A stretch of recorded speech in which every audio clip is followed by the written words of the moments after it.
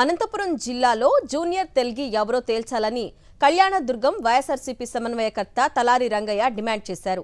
తెల్గి కుంభకోణం కంటే అమినిని స్కామ్ పెద్దదని తెలిపారు. ఫోర్జరీ డాక్యుమెంట్లు సృష్టించి స్టాంపు డ్యూటీ ఎగవేశారని చెప్పారు. ఎమ్మెల్యే సురేంద్రబాబు బ్యాంకులను మోసం చేశారని ఆగ్రహం వ్యక్తం చేశారు. గతంలో టీడీపీ హయాంలోనే నకిలీ స్టాంప్ పేపర్స్ స్కామ్ జరిగిందని, మళ్లీ ఇప్పుడు ఆ పార్టీ అధికారంలోనే స్కామ్ జరిగిందన్నారు. స్కామ్పై విచారణను సీబీఐకి అప్పగించాలని తలారి రంగయ్య డిమాండ్ చేశారు.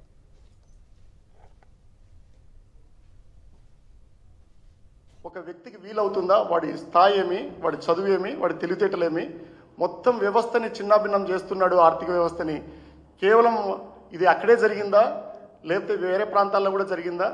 ఎస్ఆర్సీ కన్స్ట్రక్షన్ వాళ్ళు ఆడ తీసుకున్నవే నకిలీవా, వేరే చోట తీసుకునేట్టు నకిలీవా అని ఎవరు పరిశీలించాలా?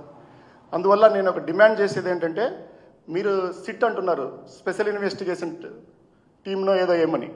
నేనేమిటి, మీరు కొద్దిమందిని ఇది చాలా అంత ఫుల్ ప్రూఫ్ సిస్టమ్నే వాడు ఛేదించినాడంటే దీనికి ఎక్కువ తెలివితేటలు, ఇంకా ఎక్కువ వ్యవస్థ కావాలా? మీ గవర్నమెంట్లో మీరే సిట్ వేసుకొని మీరే సర్టిఫికేట్లు ఇచ్చుకుంటే రేపెట్లా?